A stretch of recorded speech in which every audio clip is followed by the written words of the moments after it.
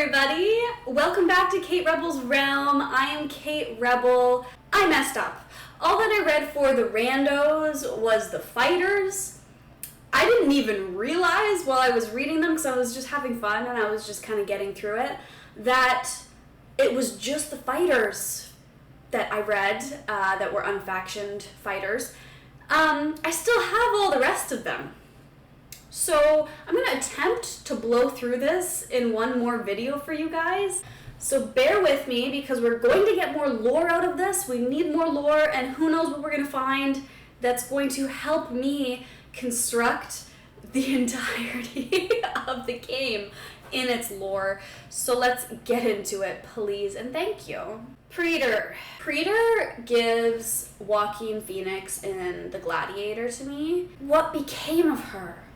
A member of the Imperial Guard of Yalnor, Preter's role back home in the Old Empire was to cater to the whims of an emperor maddened by the loss of his realms and power. Whenever he could, he would take a boat down the golden rivers from Summertime Palace toward an idyllic hamlet not far from the borders of the Empire, where he had grown up with his childhood sweetheart, playing games in the surrounding emerald green woodland as children and courting with trips into the town as teenagers. One autumnal evening, as the leaves were beginning to turn amber and the sun cast streaks of fire in the dusk sky, a messenger rode into the hamlet and called upon all men in service of the emperor to return to Summertime Palace to embark on a campaign of reconquest. Preter assented, but before he set out for war, he married his love under the boughs of a yew tree. Returning to the hamlet from the doomed campaign, one of the few of the front line to survive, Preter found his hometown had been destroyed during the conflict,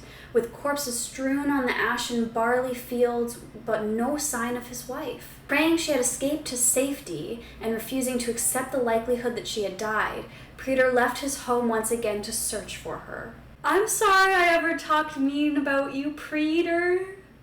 I'm sorry. Rum-Nose. This cheeky goblin can't stay out of the drink. When healthy, he's mighty hard to take down. But if he's had a drink, done. Green and tipsy. For the Rum-Nose, nothing drives him crazier than the aroma of fine alcohol. Drinking has become an integral part of his life. In order to satiate his appetite, the Rum-Nose once smuggled a sack full of spirits onto the battlefield and got drunk on guard duty. For this, he was hung on the rack for a whole day by his own officer as a punishment for his negligence. But the Rum-Nose had no remorse. If you don't let me drink, you might as well kill me. Rogers. Honor and duty. One of the captains of Sandrock, an earnest man, he takes orders from above seriously, even if it would cost his life. Next. Gorza. Next up. As fierce as she is gorgeous, this orcish shield maiden stands firm and mauls many. Wild at heart. David Lynch reference, Lana Del Rey reference, whichever it is, I'm fine with it. A young and heroic orc warrior woman. For a race like the orcs, where everyone is a soldier, robust, brisk, and vigorous, are the criteria of beauty for females. There is no doubt that Gorza fits the standards very well. Because of this, she is often courted by young orc warriors. Most of them couldn't win her heart. For the two rules she had set for her future mate, to win her in fighting and to win her in drinking. Few can do both, even for the orcs. Oh, well, my friend, check out Rum-Nose. Maybe you need to broaden your horizons a little bit, girly pop. Glenn. A righteous path. Born into the Percival family in the Holy City, he received rigorous home training from an early age. Emerged from a series of selections, he has lived up to everyone's expectations, to become the divine punisher of the Holy City who judges all evil forces under the holy light. Okay, so that is all of the defenders. So now let's go on to the marksman. Gale. Tragically average, a junior archer, confident and energetic. Gale, I feel you. Next, Josh. Man, myth, legend. A veteran of many battles with a calm personality, he is a very trustworthy companion. Wow, That's a legendary story there, buddy. Okay, so we did Cutter. We didn't do Skreef yet. Sweet, sweet revenge. Originally hailing from a small goblin settlement in the deeps of the Skell Mountains, close to the Steel Road, Skreef began his service to the tribe as a hunter, tasked with bringing back rats and crows and whatever else could be found in the barren land. No good with a bow and arrow, Skreef's talents as marksman lay in dagger throwing, hurling them at speed to do real damage. Realizing there was money to be made by ambushing travelers on the road, Skreef held up stagecoaches, kidnapped merchants, and robbed passerbys for the tribe. However, the tribe's elders noticed that Skreef was not giving them all the treasure as required by ancient goblin laws, so they ordered him to show them where he was keeping it. He reluctantly agreed and led them into a dark cave deep in the mountains, revealed by a hidden lever to the side. As the other goblins stepped inside the cave, licking their lips with excitement at the sight of the marvelous treasure, Skreef launched a dagger at the lever and locked them all inside. He left them there screaming as he swore to explore Taya and return to the cave one day when he had amassed even more riches, and those doomed inside the claustrophobic cave would be long dead. That's pretty smart there, Skreef.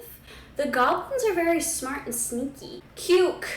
We haven't done Cuke yet. Another goblin. Tricks and traps. Goblin archers are harsh, greedy, fond of sneak attacks, and always torment their opponents after victory. Because of the differences in size, goblin archers have an obvious disadvantage than archers of other races, but their cunning character often makes up for this weakness. With camouflage, stealth, ambushes, traps, and all sorts of tricks, they are a real trouble for their enemies. Being captured by goblins is an annoying experience, as other races tend to either kill or release their captives. The goblins would like to pluck them clean and demand a huge ransom. Therefore, people preferred to challenge the strong lionmen rather than deal with these infamous goblins. Wow, so that just kind of described goblins, though. That wasn't exactly Cuke's story. Amal. The ancestors' call. There is a tradition of keeping perception and connection with all things on Earth. After death, people there choose to return their spirits to Earth so that they can guard their descendants on their soil for generations to come. Amal, baptized in an ancient psychic ritual, is able to communicate with the spirits of her ancestors by listening to the Earth. Because of her devotion, she is sheltered by the power of ancestors. Okay, cool. I don't really know why she didn't get put in a faction. She kind of seems like one that should be in a faction. Wagrak.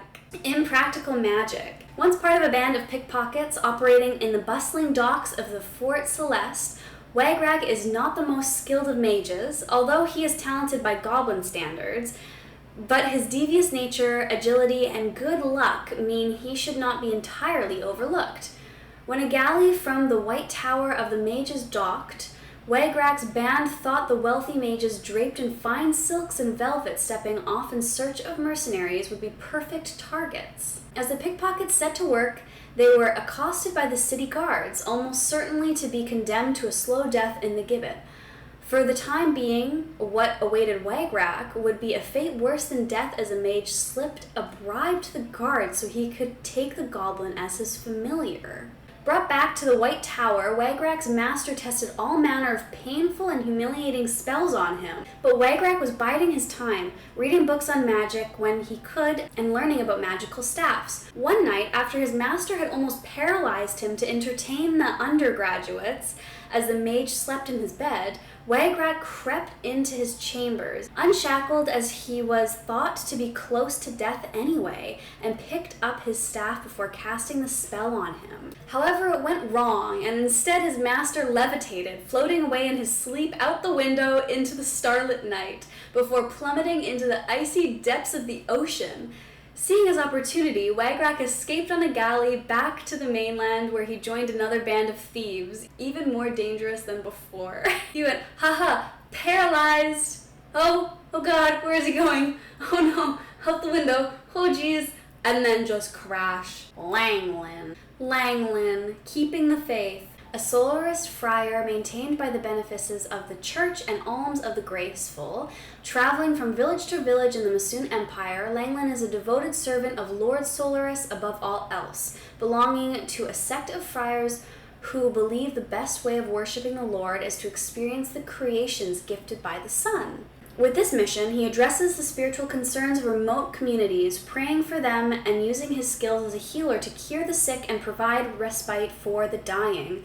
A passionate artist, he travels the land and paints the landscapes of the blessed world, on occasion doing portraits for alms. Yet do not think Langlyn a harmless do-gooder. With a life on the road, Langlyn is well experienced in overcoming dangers and, with his natural charm and training, has escaped many a tricky situation. From attacks by Church of Retribuge fanatics and heathen marauding goblins to strange spells from the ancient powers of the world. Through it all, Langlyn has kept his faith as a servant of the Lord, determined to bring his healing light wherever his feet may tread. Okay, buddy, yeah, he's got the charm. Oh, I honestly thought that this wasn't loading. It looks like he only has part of his staff. Spring. See, this is funny. This is actually the reason why I realized that I messed up. I was thinking about Autumn and her sister Spring, and I knew that Spring was in the game because I'd seen her before, obviously. And I finished that other video. I edited it, I was like ready for posting for the next day, and I realized I never read Spring's story, and then I got really confused, and then I looked, and I'm like, I missed all of the other heroes in the game. Spring. Winged allies. The jungle tribes worship birds psychically. They make contracts with birds, and the birds choose psychics for the tribes. These psychics can communicate with birds and call them to aid in fight. The tribes, meanwhile, are responsible for protecting all birds and promise never to hunt or kill them. Both parties are mutually beneficial and live in peace. Spring is such a psychic, chosen by the owls and is revered as the virgin of the forest. I like how it was like psychically psychics that are bird psychics, and the birds like these psychics, and the psychics and birds help one another. Cool. Aryn, gifted if not impatient. Okay, Aryn. Detrimental ambition. Studying magic at the White Tower as an apprentice of Lightlock, one of the 7 elders. Aryn was highly gifted but deeply distressed. He felt the White Tower's rigid hierarchy was preventing him from learning more knowledge, so he left there in search of ancient tomes scattered over the land of Taya.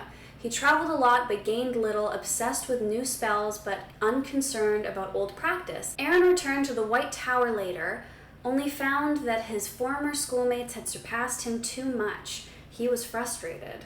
Oh, is that it? That last little bit made no sense. I was like, okay, well, let's go on. Finish your story. What's the problem? Done. Aryn just said, I'm frustrated. I give up. Nuna, our last hero of this video. Let's go. Voices in the jungle. The sister of Noonsis, the Nocturne, she holds the position of priestess of the jungle tribe, believing in the mother of trees. She is skilled in natural magic and is able to speak with the creatures in the jungle. And with that, folks, we have the end of our video. So that was it. The other ones, for some reason, the fighters had really cool stories. Not to say there weren't cool stories in this one. There were. But there were a lot more of kind of ones, which is more what I was expecting. And these ones weren't, like, funny. I couldn't even make jokes. It was just, like, cut and dry, done. I'm happy to have realized that I missed them, because there were some things and there were some pieces of lore in there that I will be using. So don't you forget about it, because I will bring everybody, every single hero, into the story arc, because they all connect. So, you know what?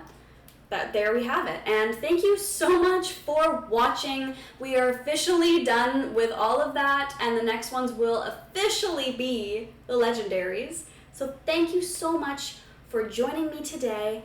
This is Kate Rebel's Realm. I'm Kate Rebel, and I will see you guys next time. Do you think that his master died in the icy pit waters, or do you think that Wagrak was like, I'm just gonna run and hope that he never sees my face again? Talent not available. Me. Me, Rum-Nose, I understand. Green and tipsy. Tragically average. Gale, this helmet's too big. I can't see anything.